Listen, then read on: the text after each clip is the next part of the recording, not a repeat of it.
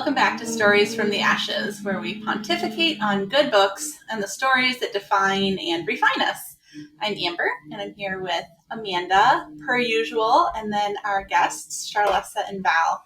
Charlesa has been with us before. You may have listened to our episode on reading challenges, and then she is back today in her capacity as a city councilman and how that affects libraries. So our episode today is going to be on working with your local public libraries to help shape and curate their collections. And we're going to talk to Val, who is a secretary of the board for her library. And we're going to hear from her and Charlesa on how their experiences have helped shape their local libraries and how they think we can get involved as well. So welcome to both of you. And Val, would you like to just tell us a little bit about yourself? Sure. My name is Val. I live in southern Iowa. The town I live in is about 1,300 people, and our public library that I've been on the board for has only been a public library for 7 years, not quite 7 years. It was the longest running privately owned library in Iowa up until everybody in the family had passed away, and the family asked the city to take over ownership of the public library. I'm married. I have 3 daughters. I'm graduating my first child this year from our homeschool, so that's pretty exciting. And the weather's real cold here, and it makes me real grumpy this time of year. Yes. I absolutely agree about the cold weather. Eric's upstairs starting a fire. He's like, anybody against starting a fire? Are we all going to somebody be here for the rest of the day? And I was like, yes, someone will be here for the rest of the day. Start her up. So, and then Charlesa, do you just want to give us a quick recap on yourself? Yeah, absolutely. Hi, I'm Charlesa. I am a homeschool mom and city council president of our small town of 2,000 people. That is about my extent of my thing. I'm excited to talk to Val about her library experience, about being a privately owned library, because our library's always been a city-owned library. So that'll be interesting to me. I'm looking forward to the perspectives we each have. So this will be fun. Absolutely. Well, real quick, I have one question I like to ask just to get to know people fast. What are some of the most influential books that you have read, Val? I thought about this a lot and I got real excited, but I really had to narrow it down. The first one I read that kind of changed my life was called 15 Minutes Outside. It was a book for parents to take your kids outside for 15 minutes. And it was life-changing when my daughter was 4 and my other one was 1, and I was pregnant with my next one. That was life-changing. I thought you just went outside to get in your car. I didn't realize there were things you could do. Also, I love epic poetry, so I've reinvented my love for Beowulf. As my kids have studied it, I studied it in high school. It came back. It just smacks me in the face every time I read it, and I love it, and nobody in my life understands why I love Beowulf, but it's amazing. And I can't really narrow the rest down, but I love Teddy Roosevelt, and I read a book a couple of years ago called Carry a Big Stick, which was a biography of him, and that one just makes me feel like maybe I'm underperforming in my life. He had so many health issues when he started, and he overcame them so well and with such awesome encouragement from his family and friends, and it just gives me a lot of encouragement. Yeah, I really like him.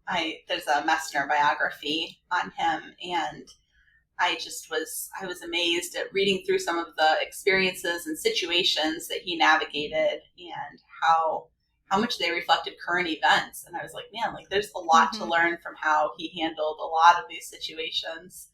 So thank you for sharing that with us. So, all right. Do you want to, both of you could just share with us how you got involved with your local libraries? You could go first, Val. Yeah. Okay. I love the library, and when we moved to this little town, everybody here is related to each other.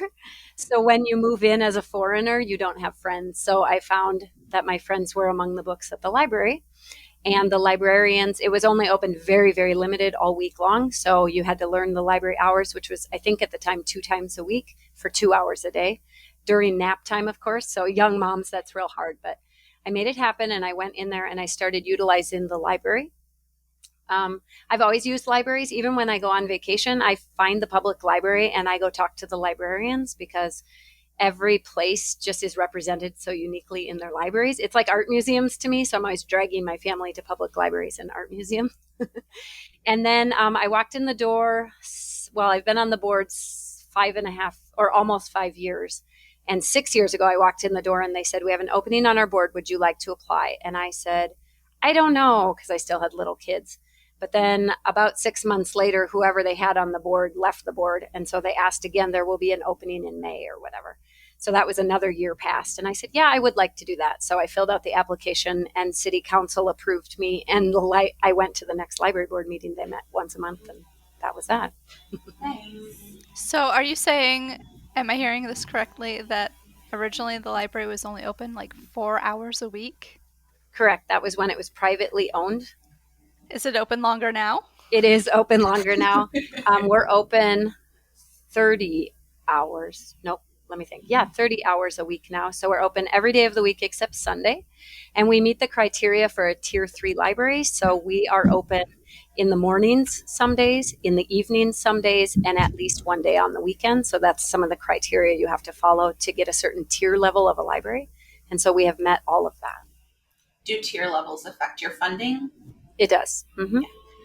Is that a state thing or is that national? It's state thing. Yep. State of Iowa Library sets those standards and then we try to meet the standards. And tier 1 is really basic, like 5 hours a week and have a collection, I think, of 100 books, which my personal library has 600 books. So, and then, yeah, right. Then the more you're able to work with populations and be open different hours and be able to work through different programs, you get more funding for that. Perfect. That makes sense. So, Charlesa, how are you involved with the library? Well, mine kind of came about a different way. My child, Campbell, went into, she's 11, and she wanted to do, well, I encouraged her to do the 1,000 books before kindergarten. Thought that would be a good goal for us and do it. So, of course, we read our books at home, and then she's like, well, we need more books. And I'm like, well, our budget doesn't apply for more books. So we ran to the library, and we went on a Thursday. And the reason I went on Thursday is I knew story hour was on Friday. And I did not want, we have, my son was born with food allergies and high asthmatic, and I didn't want everything touched by sick possible kids coming to story hour. So we went on Thursdays. And then, of course, my daughter picked up on the craft that they were going to do on story hour. So then we had to come back the next day and get hooked up with the library.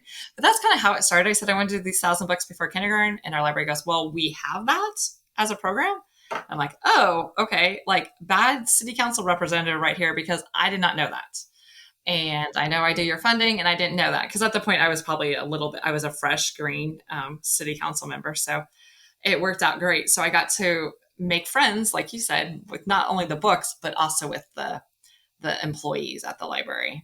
And they have become, during COVID, my son couldn't go in there. And I remember when he got to go in the first time, he goes, I remember this place. I remember this place. And I'm like, how sad is that? Yes.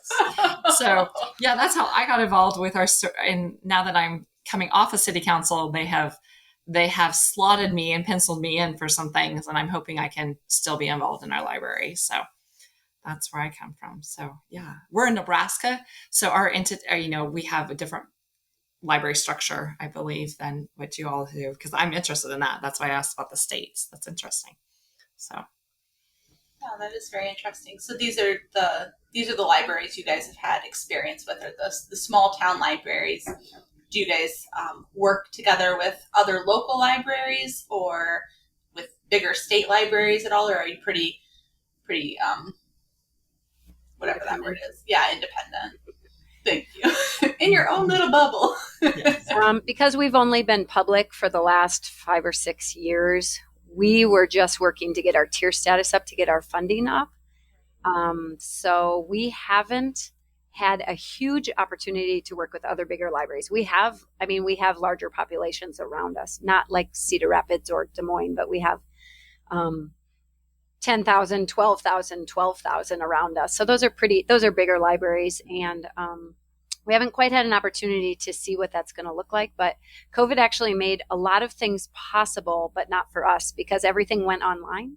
But at the time, we did not have Wi-Fi at our library, and we did not have good computer systems. So through that then, and all the grants that have been out since then, we've been working to up our Wi-Fi and our computers, because even if we can't travel to Des Moines or Iowa City or Chicago to go do and say the things there, we can actually Zoom into those meetings and kind of enjoy it from our own locality, which is really nice.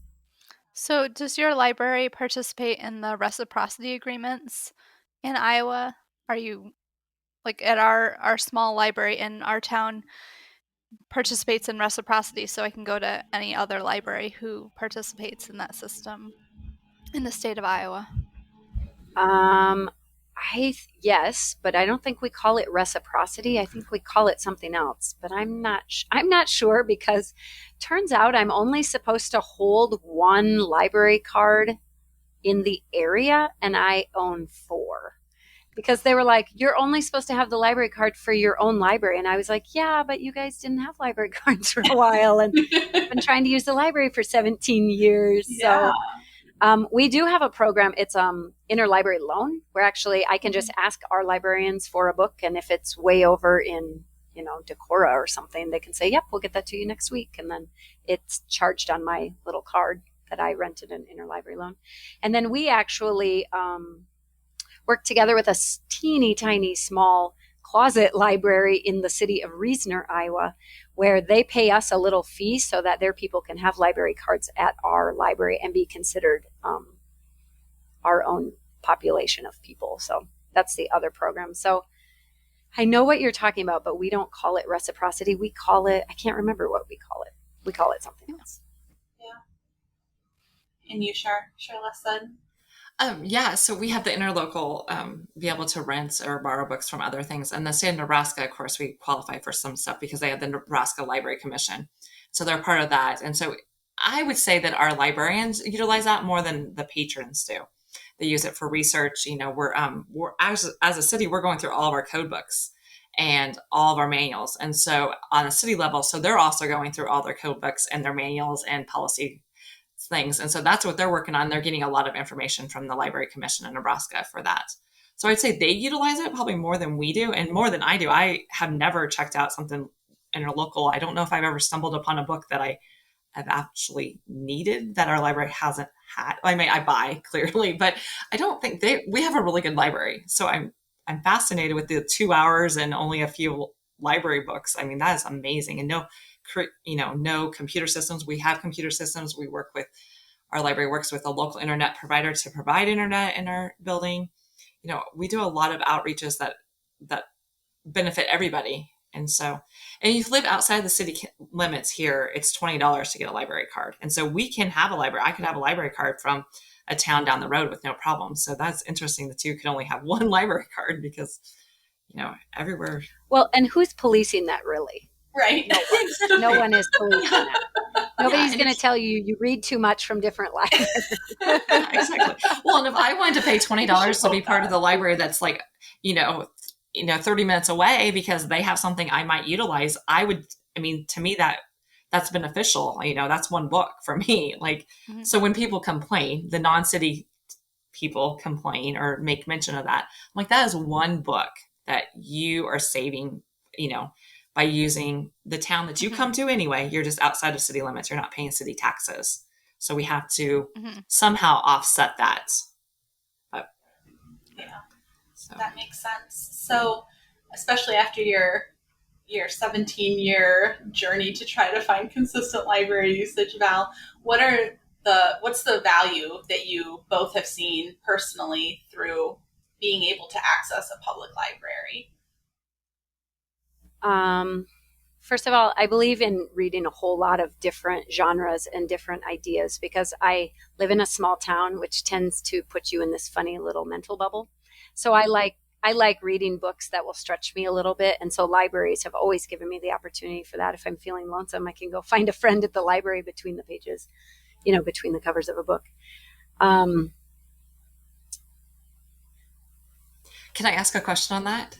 Yeah, so absolutely. How do you, so our community, because I was just talking to librarians and they're like, yeah, we really try to pick books that work for our community. So because you say we live in a little social bubble as small communities with our libraries. How do we venture out in that? How do we pick, like, we're very Republican, our newspaper is Republican, Imperial Republican. I mean, we are like very Republican. So how do you venture out in that? And how do you expect that in other libraries? So I'm interested in knowing that. Yeah. Well, first, when it was a private library, we didn't get a lot of new books because the one family was buying all the books. So we got whatever genres they really wanted, got on the shelves. And they were always really good. If you requested a book, they would do a little research, but for the most part, I'm requesting classics. So they're like, oh, we didn't have that on the shelf. Weird. And then they would buy it. The town hates that I'm going to say this, I'm sure, but it actually requires us to love one another, to reach across the table to say, I'm Republican. Oh, I'm Democrat. Okay, let's have these conversations. What books are you reading? What books am I reading? It makes us a better society to be able to do that. Absolutely. We don't have a community right now that does that super awesome, but we do have a board that's represented very well that actually does do that really well. We didn't try to do that. We didn't go seeking out, because I think that's illegal to seek out. We need a couple of Democrats on our very Republican library board. But we've been able to find them, and we can all have really great conversations. And actually our meetings, 5 minutes before our meetings start, we say, what are you guys reading? And then we get this wide genre of what we are reading. But really the boring answer is somebody goes on Good Morning America to see what their reading lists are, and then they get bestsellers or things like that maybe people aren't going to reach into and read about, but then they think, well, let's try it and see what happens. So that's very interesting. That's a good system. I do want to say, Val, having had some conversations with you in the past about things that you've been reading, something I really respect about you is how much you read for a relationship. You've told me about how friends will recommend books to you that are absolutely not something that you would be interested in reading, and they don't align with your values at all. But because they mattered so much to your friend and they really touched your friend, you'll read them to better understand that person. And I think that's so admirable, because I think so many of us just get really stingy with our reading time. It just feels so, so limited and measured. And so we only want to read the stuff that we really feel would be of value to us. But I really respect, and I think that probably pours out into your local library, and the influence you have there is your ability and desire to just better understand the people around you through what they've been enjoying in reading. So I have a lot of respect for that. It's definitely changed my mind on some things to be willing to take some other people's recommendations that otherwise I'd be like, nah, that does not sound interesting. It's really hard. I also did the thing a couple of years ago where I used to struggle and suffer through a book until the very end. I don't do that anymore because I actually don't have time to do that. Yeah. So I'll read the first couple of chapters. If it really hasn't grabbed me, I go back to the person to say, tell me what you loved about this book. Otherwise, it's going back to the library because I just can't get through it. And for the most part, if they explain their excitement about it, then I can be like, oh, okay, I'm just going to skip to chapter 6 then because that's when it gets good. Okay, I'll just do that. Right. Yeah, that sounds good. So does your library partner then pick a lot of the books? Is that one of your things that you guys do is pick the books? Or does your staff, and how many staff do you have? Okay, so we have 2 part-time staff, and we just had staff change this fall. And we have now hired a new director. So the director, the original director left, and then we took 5 months of the board running the library, which no, thank you. I don't ever want to do that again. That was hard. And then we hired a new director. So we have a part-time director and a part-time assistant librarian, who I lovingly call the children's librarian, because that's actually where her she wants to work in the kids section. She kind of claims it as her own and is like, that's my books in my section. So choosing the books is really hard. They love hearing what the board wants to see on the shelves. And when we were running the library, we got to say, okay, how were they ordering books? Okay, let's check those out. Who's reading this? I'm actually the only one on our library board that reads nonfiction books. Everybody else reads murder mystery fiction and Amish romance, because those are our books in this area.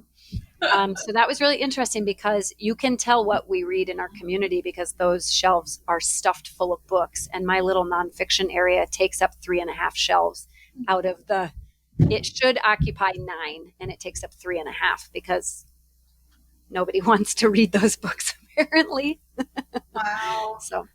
So we do get some say in it, definitely, but not any more than patrons. So I think that's an interesting idea too. I always tell my friends, if you have a book you really like, go talk to the librarian and explain that you'd really like to see it on the shelf, and then ask real obvious questions like, when will you be ordering books again? Would you be willing to order that one for me? I found it here on Amazon for, whatever. Can you order that? Is that in your budget? And if they say no, you always have the secondary option to say, if I purchase the book and donate it, will you put it on your shelf? And our requirement for that is it has to be within the last 3 years, and it has to be in fairly good condition. So published within the last 3 years. However, if you've talked to your librarian and you say, but this book was written in 2001, which, by the way, I do all the time because, again, I'm reading books from a long ways back or whatever. Like, this one was 2001, but I love it and I'm going to check it out. And then she says, yep, if you bring it in, we'll put that on our shelf. Yeah. And then we put it on the shelf when I bring it in. Yeah, so that's very nice. When you've encouraged your library to get books, or I know you were picking out books for your library to get a while back, have you seen fruit from that? Have you seen it change anyone's reading habits or just offer more to the people? That's a great question. Community? Not yet. This town takes about 7 years to change things. So what I did is I actually asked Amber for recommendations, because we are just in this community, in the homeschool part of the community, starting to talk about emotional intelligence. I know it's been kind of out in the mainstream for a long time, but we just now are starting to have these conversations. And I wanted to engage some of those books in our children's section. So I asked Amber, do you have any suggestions about emotional intelligence?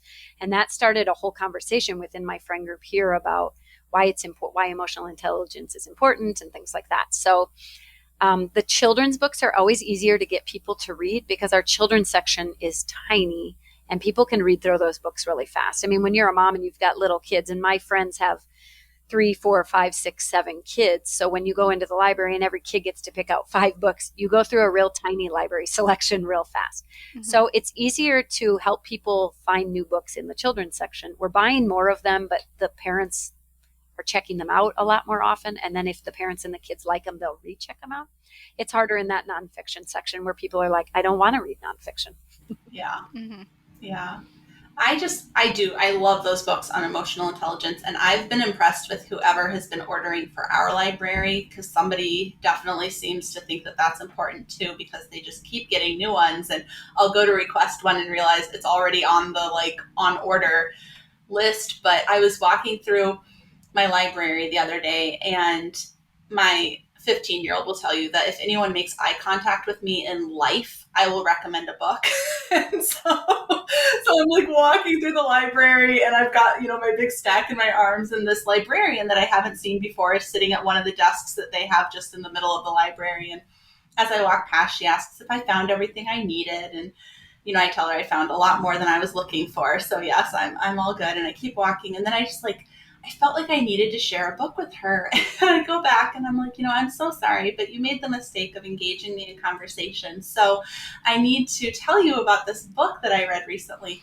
And I was like, it's just a picture book, but in case you are looking for picture books to recommend, I read Maybe Tomorrow, and it is the best book on grief that I have read in my life. And it just so beautifully illustrates what it can look like and how you can share your burden with others and how that can lessen it, but how it does just take time, and you have to have, patience with people when they're walking through the earlier stages of grief. And I don't know, I narrated it so much better to her in the moment, but she's just sitting there, she writes it down, and she's like, I'm really glad that you stopped and talked to me. I just lost my mother, and I'm going to go check this book out. And I was just like, we have to engage with people. If we have this knowledge and information, and especially if our intuition and that sixth sense that we as women have so much stronger is telling us, tell someone about this. We need to listen to those voices. And then I was just able to, offer her some sympathy and just talk to her about her loss for a few minutes. But those books on emotional intelligence, I cannot say it enough. They are not just for kids. Those picture books especially are for everyone. I have recommended that book to so many people, and my adult friends, as it comes into their library or they've just ordered it right out, they'll message me afterwards and they're like, I'm just sitting here sobbing. You didn't warn me. And I'm like, oh, I warned you. But it's like, maybe tomorrow is so good.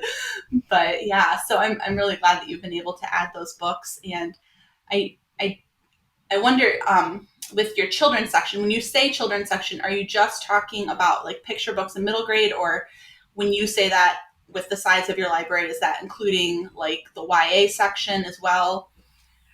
No, a couple of years ago, I think it was 2018, we moved our young adult section into our adult section. So our library is two whole rooms in our community. Ooh la la. It's tiny. So the main room you walk into is adult fiction, nonfiction, all the things, right?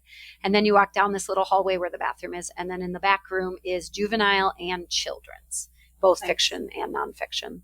So we thought about moving our young adult books back to the back room, but then we realized that young adult books are for young adults. And sometimes we mislabel young adults. Like I can call my 14-year-old a young adult, but for reading content, I don't want her necessarily reading young adult things yet. My 17-year-old can be reading those young adult content, but at 14, I'm not sure I want my 14-year-old doing that. So that's kind of how our library has separated the two rooms and the genres.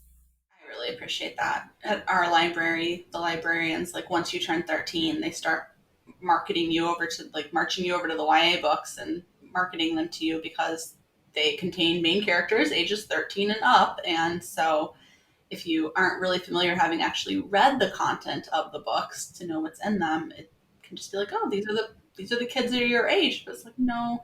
And there's a big difference between a 13-year-old and an 18-year-old and what's appropriate. But you see in a lot of middle grade fiction these days, actually, where publishers will take a cast. I don't want to say the title of this book that I'm thinking of because I could be conflating it with this other book that I'm thinking of. So one of these two books that's very popular, it is a family of 4 kids, and the editor took the oldest kid and knocked their age down 1 year so that it would be middle grade fiction instead of bumping it up for marketing into YA, which is where it belongs. It does belong in middle grade fiction. But I've heard a lot of parents complain because this older character has a first kiss. And they're like, this feels really young. And it's like, okay, but if it was 1 year up, it wouldn't feel as shocking to you. And so you need to keep in mind this character was written 1 year up, and you don't know. And so I feel frustrated for authors who are probably really struggling because they want to have like a family story with a broader aged cast, but then they have to like age down people. But the actions of those people are aged up just in order to meet this marketing bubble. So that has to be really frustrating. But I do appreciate having the YA books with adult books, and then it's on parental discretion instead of just having them in your face in the kids department. Yeah. I wanted to mention too, there's been a lot of young adult books that have gotten into a lot of trouble this year based on their content and whatever. So, it is tricky because the Hardy Boys are in the young adult section. Right. So that is a little tricky. But I don't know if our director meant to do it or if it just happened that way, but where the young adult ones that are having a lot of press this year are located are actually up real high. So short kids aren't going to notice those books that much. Even me, I'm 5'2", so you kind of have to get on your tiptoes and kind of reach for it. I don't know that she meant to do that. I think it's just how it happened as new books or however we were adding things to our library. So part of our library's goal is to have something on the shelf that everybody who walks in the door can resonate with, and something on the shelf that totally offends that person. That's actually really important in the idea of libraries and liberty itself here in the United States, because we have to be able to cross the boundary of where we want to stay in these neat little lines, right? And say, well, this is what I believe and this is how this is. But the reality is our neighbors may not believe that. So to be able to offer lots of information for communities so that we as citizens and just humans can make our own decisions about things is actually one of the hardest things about being on the library board, but it's been really good for our community to understand that that's what we're trying to do. We fall back all the time on families. So if a child comes in to check out a book and then the parents are mad and they call the library, we say, well, you are the parent, so you get the final authority. If you do not like that book, please come in with your child to the library when you're checking that out. and absolutely go ahead and put that back in the book drop. But we can't really police it. So It gets real funny when parents are real mad that the librarians didn't stop the child. Well, we don't actually know what your home life looks like. This is a parental thing, which, being an advocate for families, I love that idea, to be able to hand it back to the parents to say, you can't actually be mad at us because this is your child and your child is choosing things. But it is a great opportunity to have conversations with your family about what's appropriate and what's inappropriate for your family, because that's going to be different for everybody. Right. Yeah. And I don't know if this came across. I love a lot of the YA books, and I've been reading a lot more YA this year than I have, or in the last 2 years than I have in years previous. But I definitely steer more towards the younger YA personally. And I don't enjoy the older stuff because I have yet to find a YA book. So if you guys know of any, or any of our listeners know of any, please message them to me. Any YA books that have kids that are 17 and up that don't have sex in them. And I'm not looking to read that, and my daughter's not looking to read that. But I would like to be reading about kids that age, because I don't want to, live in this bubble that doesn't notice their existence and kind of rules them out. But yeah, I really love that idea of the challenging books. And we have a lot of challenging books, even in our home library, that are specifically to have hard conversations with my kids and to let them see worlds and experiences outside their own. I was telling Amanda that in January, after we moved back home from our fire, our available cash was very limited as we were waiting for a reimbursement check from insurance. So we had spent it all. We needed it back. And our hot water heater stopped working. And it was off and on. It would work maybe for 20 minutes and then it would stop working. And so I just lived with baby wipes and dry shampoo while we were waiting for the check to come and get a new hot water heater. But my girls, who are in dance and actually active, they were taking cold showers without complaining. They were just, regularly on their shower days, they were taking showers. And once we got the hot water heater back, my 15-year-old was just like, man, I really think it was a good experience for us to not have hot water, because it helped me to realize what it's like for people that don't, and that's a hard thing, and that those people are willing to do hard things in order to get clean. And I was just like, that's such a good thought. It is a hard thing. I'm unwilling. I've done it once in my life, and that was one too many times to take a cold shower. But, we need to be able to do hard things. And so I was really appreciative that now these stories of kids walking to gather water, or, the first parent gets the hot bath and then everybody else gets the same bath water after, that you read about in Little House on the Prairie books, and that the last person's probably in some cold, dirty water. And so it just, I like the idea of doing that with books too, just being able to challenge their own experience, their own lived experience, and show them that, it might be harder, it might be easier for other people. And it just helps them when they meet those people in real life. So thank you for sharing that. So how do you guys, how does the communication between patrons and the librarians, if you're making book recommendations at your libraries, is it better that they fill out a form online? We have a form online that I like because it has a line where you can pitch the book. And so I like to say what target audience it is. This book is good for kids that are on the spectrum and, learning emotional intelligence, or this is a book for kids in wheelchairs. So then the librarian can be like, oh, well, we don't really have any books that feature kids in wheelchairs. Maybe we need to fill a hole with this. So is it better to use the forums? Is it better to just have a face-to-face relationship with your librarians and ask them in person and pitch it there? What are your experiences? We don't have a form online for that. You have to go in the door or pick up the telephone and call the librarian. Oh, nice. This librarian could totally pull it off. She could figure out how to link the form to the thing. We could do that. We prefer relationship. It's part of our strategic plan, is to get people in the door to have a relationship with the people in our community, so we know actually who we're serving, and we know what their wants and their needs are. So actually part of our own goal for our library is to actually get people in our doors talking to the librarian. So that's actually the best way for us. We love it when people do book reviews. I have a neighbor who asked me if she could do 2 book reviews this week yet, and then we post them on Facebook. So the more helpful you are to your public library here in my area, the more willing we're going to be to get you books that you request, because you're using our services and you're coming in with that relationship, and you're probably encouraging others to come as well. Therefore, there's a reciprocalness to the relationship to say, oh, you have a book you'd like us to order? Sure, I'll put it on my next order form thing. Right. Charlotte, I would did you echo guys the have a form? relationships. Yeah, relationships. I mean, that's just what builds a community, is relationships. And so when they start to know who you are and what you desire and what you're checking out or whatever, they need relationships. You know, if they know where I come with my goals and my values and what I put on my shelves, then they're going to know more about what I'm recommending than just a form. So yeah, I've texted them, I've called them. Amazon is having a sale. These are on my list. They're like, well, we can get those for you. I'm like, great. Cause I want to support them too. You know, I want to support them putting good books in their library, and I want to check them out too. So if it's when you think other people will read, I absolutely would rather have them check it out or them buy it for me to then check out and utilize it there. Cause that makes their numbers and their patrons go up too, and their value of the community. But yeah, relationships. That was the biggest thing our librarian said to me today. Relationships. We want relationships. You know, people get upset that they can only check out 4 books until they establish a relationship with them. And then you can check out more. Like, there's just things you have to establish a relationship with. It's just how it is. And so, yeah, I agree with the relationship.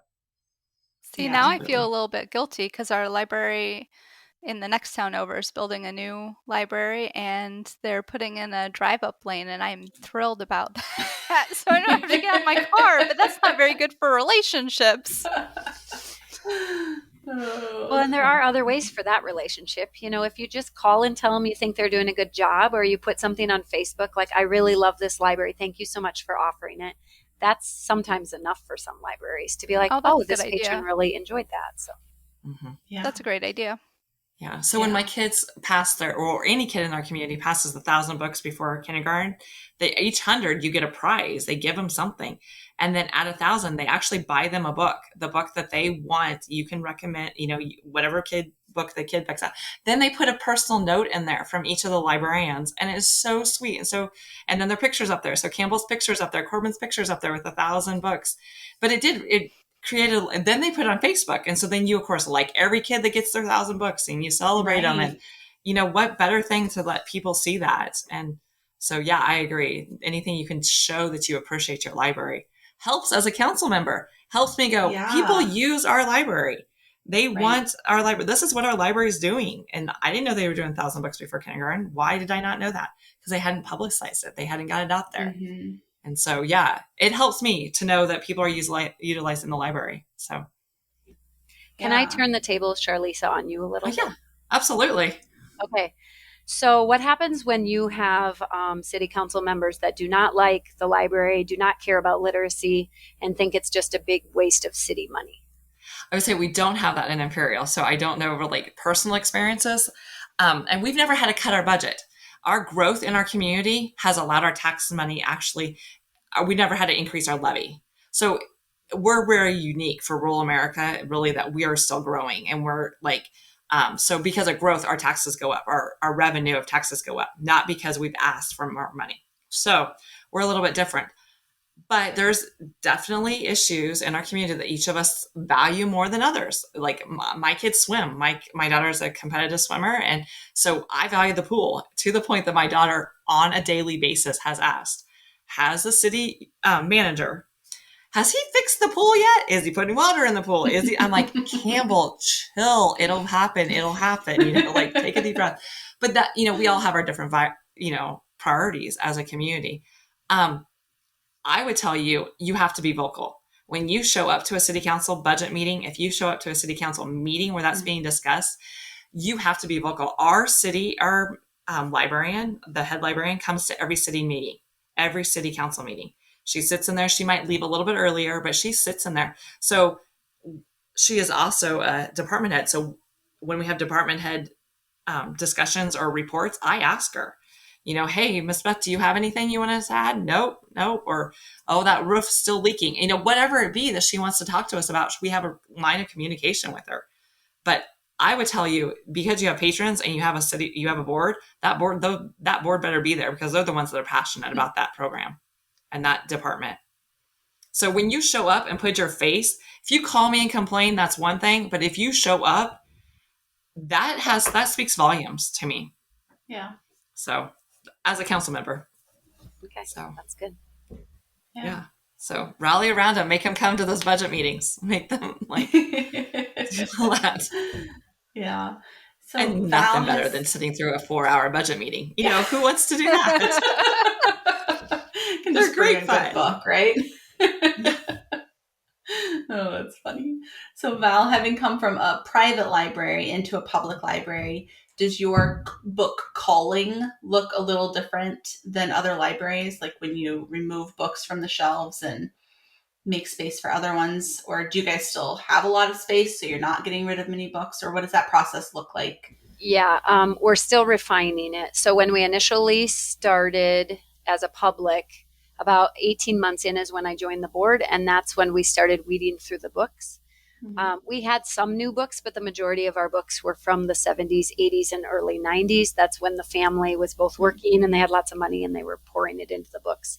And then as they got older and they were retired and then they were deceased and the family had to run it through the estate, the books just got less and less. So that was a long process. That probably took 2 years to weed through our collection to decide what's being checked out. So our criteria at the time was anything from 2000 up. That's the books we kept published 2000 up, unless they were classics or unless they had been checked out. Or maybe that's what it was. If people had checked the books out from 2000 on, they got to stay in the library. If they hadn't been checked out since before 2000, then we weeded them and got rid of them, unless they were a classic or it was an author you knew. People like Dracula. Nobody's really reading that book a lot except at Halloween. Right. And only if like book studies are calling it. So every once in a while you keep one on. What we as volunteers that were doing the weeding, because it was me and like 6 other community members would come in on a fairly regular basis to go through it. We actually got to decide if things stayed on the thing. So if I found a book, I was like, I didn't realize you had this one, because we didn't have everything online yet. And the card catalog was lacking. So you have to dig through the little card catalog to find the card. That wasn't being kept up. So if we found books that we didn't realize we had on our shelves, but we were really excited about, we got to keep them on even if they hadn't been checked out. Yeah, that's since great. Prior to 2000.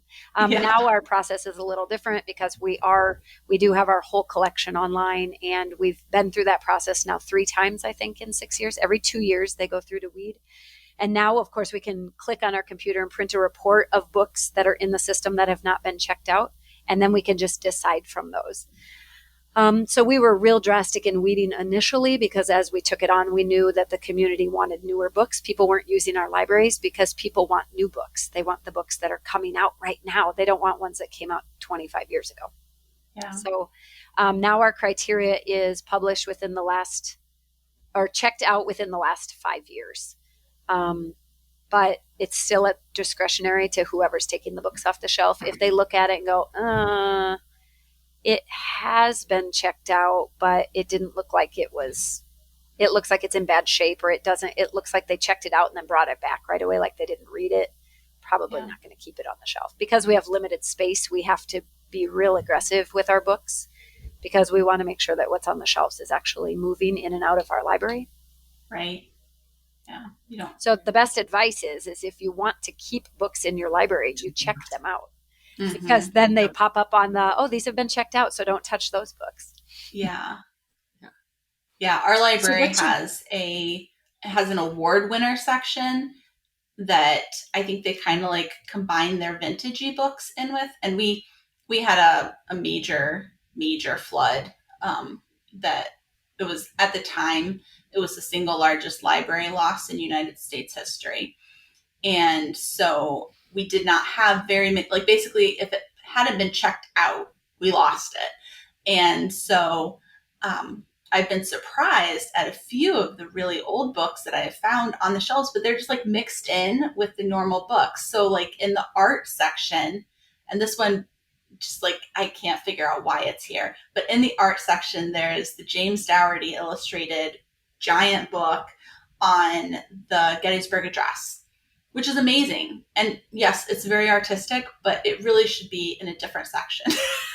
so I've been thinking I need to check that out just to make sure that they know that even though they've misfiled it, and so the people aren't finding what they need. I mean, it's probably the correct filing for the Dewey Decimal System, but like it's not where I think it should be. Just so they don't get rid of it. I was so surprised to find it there.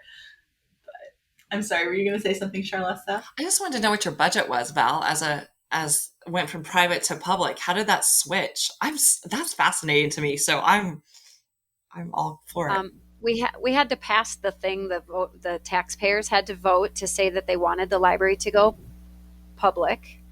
And then they had to shift and adjust the budget because then our volunteer fire department and police and whatever all had to adjust their budgets to give budgets. So our budget right now is at $61,800 a year, and $45,000 of that is for salaries and the building.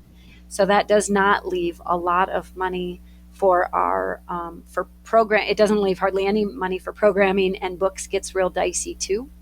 Right. And next year, we're hopeful we're going to be able to get more funding and things, but we don't just get city funding, we also get state funding, and we go to the county board of supervisors and we have to do a little interview process to ask for more money, which we went in this year and asked for $8,000, which we usually ask for $8,000. They give us about $7,000.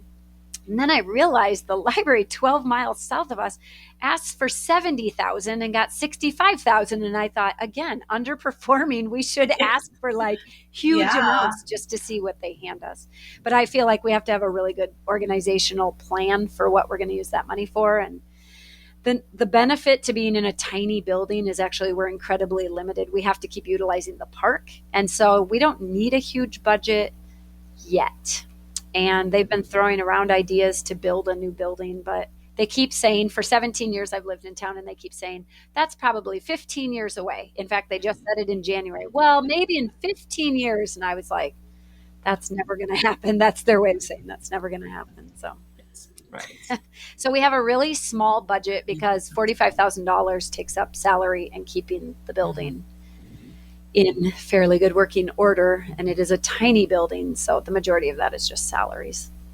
So community members can earmark donations, though. If they came in and donated money and said, we want this to go towards art books, or we want this to go towards science books, or I guess in your library's case, we want this to go towards Amish romances, then you guys would be able to use the money for what they had directed it towards? Yes and no. Yes and no. Because we still get the rights to say what we want to do with the money, but in the end, the city council can say, no, you actually have like a leak in your roof. We need that money to go towards that.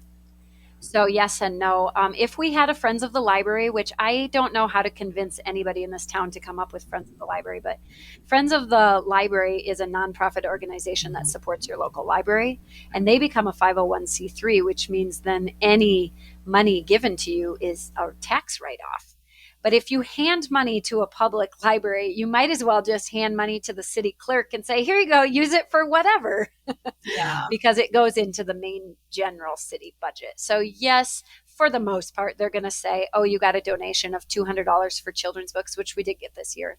Yep, use it for children's books. Because we don't have any major issues that are needing big budgetary issues. But if somebody was donating us $20,000 for books, but our building was falling down, the city would take control of that budget and would probably accuse us of mismanaging our funds and saying, your building's falling down. You don't need more books. You need to fix the building. Right. So in working with city council, they have the control over the budget in the end, but they're not going to touch it too much because budgets are really hard to deal with and nobody really wants to touch them any more than they have to. So they're going to trust that the library director and the library board is taking care of their budget and they're managing it well. It's part of our responsibility to the community that we're doing things the right way. Correct. And by the way, I do not like government. After all these years on the library board, I'm like, why is it getting harder when it feels like it should be getting easier? And I still feel real green just trying to figure out how everything works, where I thought we had total say over this. Well, you do until you hand it over to city council. Oh, this is so confusing. And it is a little dicey. We have city council members that admitted to me in January they do not want our public library going. They would like to be done with it. And so now we have 2 out of 5 city council members that don't believe in literacy or public libraries. So now we're at this stage where we're like, okay, well, let's work to educate just a little bit. Yeah. And then we don't know what our next role is. I don't know. I don't know what to do in that situation. I mean, I want to lobby them out of their jobs, right? But in the end, these people are my neighbors. So now it's like making for dicey neighborhoods and hard community things. And so our best bet is relationships is our best bet, to get to know them, to talk with them, to encourage them and engage them in the idea of what the library is doing and how it is benefiting our city and our town. And our community doesn't have a great relationship with our city council. So the library actually mediates a lot of things just because people get upset and come into the library to talk about it. So that's actually been to our benefit, because then we can come to the city council meetings and say, oh, they came in and spoke with us about that. And we recommended, check out the ordinance online or whatever. So maybe you need to have a letter writing campaign at the library for all the children to write how much they appreciate certain books or the library and send all the notes to city council. It's a great idea. I'm going to write that down right here. Sometimes people aren't willing to listen until you give them something they can't turn away.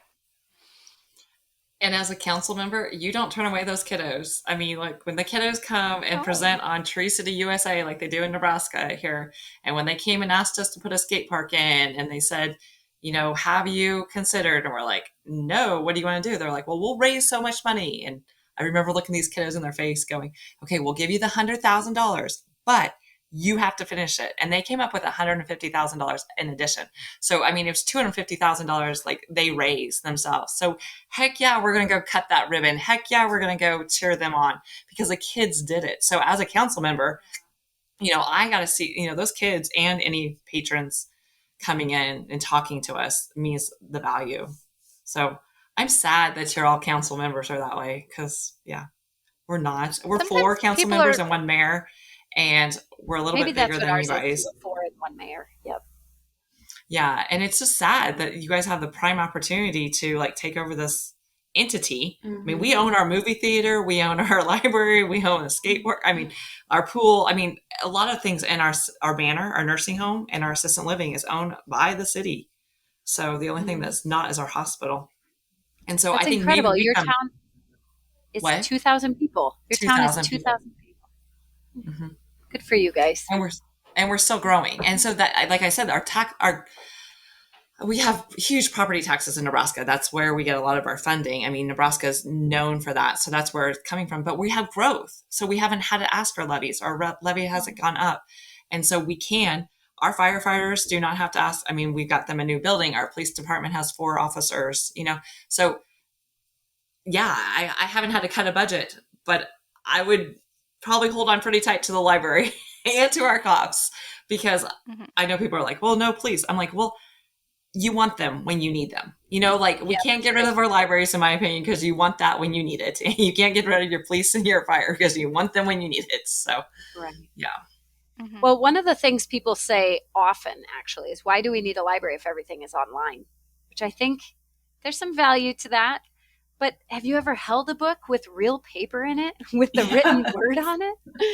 But in the end, what we're seeing is libraries should be a place where people can come and share ideas and have relationships, and you can gain new perspective by reading about things. So it's hard. I think a lot of it is just education, and it's our demographic here in town, and it's who's on city council, which that changes every 3 years or something. So I think my response is what you were just describing, Val, reminds me of the city gates, right? People would come and sit and share ideas and challenge each other's thoughts, which goes back to what you said earlier about having a book with its opposing view on the shelves. And so just being able to make your library in your small town, especially a place for that's what it sounds like. If people can come and share their ideas and how they're upset with city council or things that they want to see changed. And then they can, read from both sides on the shelves. That just, it does sound like a very valuable asset to a community.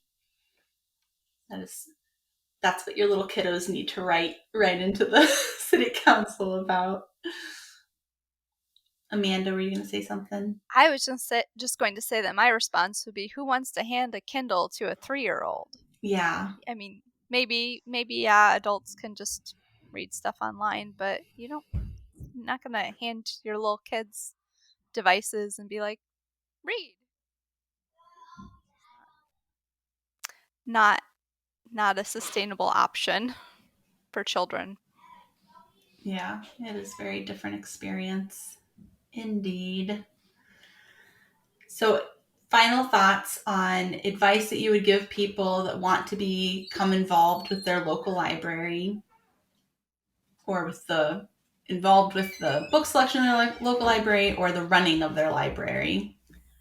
To go in and have a really great conversation with the library director, to explain that you love libraries and you just want to be a part of it, whether that means volunteering or sitting on a board or helping out to weed the books. Starting with just saying, is there anything you need help with, actually always opens doors in public service genres, because there's usually way more work than there is hours in the day to get that done. And then as the relationship progresses, you have a little bit more say to say, well, I'm a homeschooling mom. Would you be willing to order these, or can you help me find these books? If you just say, can you help me find these books? Sometimes if you can get them interlibrary loan, they're not going to buy them. But if you ask for them long enough, then they'll say, why don't we just purchase that one for you so that you can utilize our library? So that's my recommendation. Right. I have taken supplies into our library. Like I've had extra, whatever supplies, glue. They have an after school program on one day a week. So anything like that I can volunteer and take in, I do. And it started out with story hour. I took my my oldest one to story hour, and then she continued to go and help, and so then I was like apologetic the other day. I'm like, I should have came in and helped you do the craft. I'm so sorry. And she's like, oh no, we got it done. It's not a big deal. But just being available, like I would consider them friends. We have, my kids, so not appropriate. You're not supposed to give gifts to government employees, and they're government employees, but they take Christmas presents to them, or they'll give them a card, or one was sick, and so we sent her a Pizza Hut gift certificate. Just show that we care, like relationships. Mm-hmm. And plus, everybody wants somebody to volunteer. So if you actually give them, you're saying you're going to volunteer, they're going to take you up on something. It might not be what you like, but they'll give you something. Right. Yeah, I love that. And what you were saying earlier about getting to know your librarians and them being able to make recommendations to you, it reminded me Amanda has started getting recommendations from her librarian. I was reading this at the recommendation of my librarian. He said, based off of the other things that you've been reading, I think you would really enjoy this. I had no idea who was watching what I was reading, but he was. The benefit of going in, right? This is Drive Up. Yeah. Even better. I happen to go every day or once a week at the same time every week. So I keep getting the same librarian bringing out my books every week. And so he's just like looking at my stack as he's handing them to me. Oh, that's fun. Well, so then you just reserve your books. You don't go in and look? Yeah, I know. No. I reserve my books, and then if I've gone to the bathroom, I'll walk to the back of the building and like look at the shelves. And then they have a new releases shelf, which is I've realized the website, if you look at the new releases, does not show all the new releases. So I do go look through the new releases shelf, but otherwise I order everything online, and I think that's what Amanda does. It's maybe is not the best for community building, but it's extremely convenient just to do Drive Up. You max out at 50 books on our local library. Like you can put 50 holds on, and that's it. So I go in like every 2 days to pick up whatever books have come up so that I can release my hold amount so I can start putting more holds on. So I have like a list on the website of like the books waiting to get moved onto a holds list. And then there's a list of books that they've owned previously, but they don't currently have. So like the book got damaged or something. And so I need to petition them to reorder them if I really want to order them. But I usually have like 200 to 500 books out. at a time. And so I just have to keep going through to cycle through. And then if you return your books at the outdoor book return, when they slide through, it automatically checks them back in. If you only do like 3 to 5, like it scans them as they go in. And so then, so if I have books that are overdue, I'll do it that way so that they'll immediately read that they're back in. Because like today I have one book that's overdue, so I can't put any more holds on until I return it. So I'll go return it through the through the return slot before I take my daughter to dance. And then by the time we come back into town, I can go in and pick up my holds and not have it dinged against me on my account anymore. But yeah, I really love the hold shelf. And then I don't know, I feel like our libraries have tried to automate as much as they can to minimize patron interactions, which is kind of unfortunate. Like, I feel like our librarians spend the majority of their time helping the people figure out the computers. Like, that's where they always are, is over in the computer section.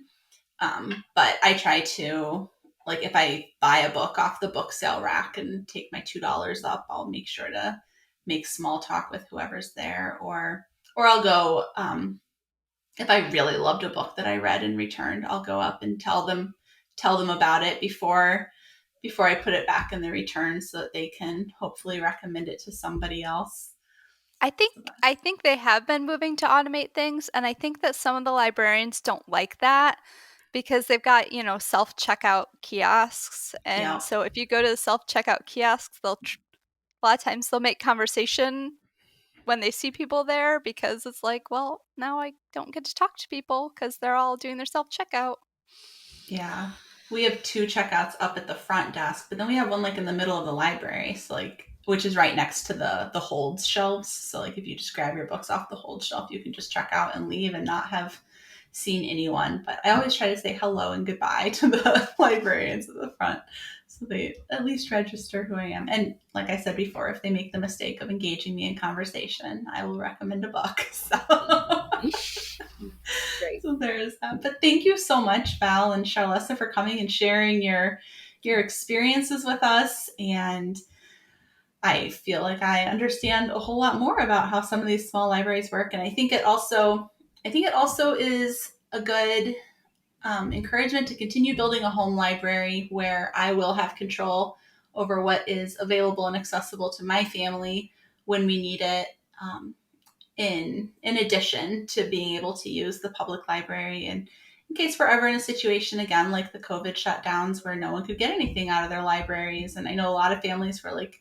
at their libraries. I've heard a lot of stories last month in our book group about families who happened to be at their library on the day when the library got the call saying that was it, that they were closing for an undetermined amount of time, and the librarians just let them take as many books as they wanted. And so they were like, these were the 50 books that we had for the next year until the library opened again. But yeah, I think it's a good encouragement to continue to build my home library to serve my family and my local friends and neighborhood, and then to also be working with the librarians in order to help cultivate that library. Like I said, I use it heavily to help shape that for the community at large, and to just be appreciative of what's there and what my tax dollars are going towards. So thank you very much for coming and sharing with us. And thank you everyone for listening. And if you have any questions, you can throw them in the comments under the show notes, and any books that we mentioned today, we will add to the show notes. And we would appreciate a follow or a like on our show, and we will see you all next time. And remember, the stories are truer than true.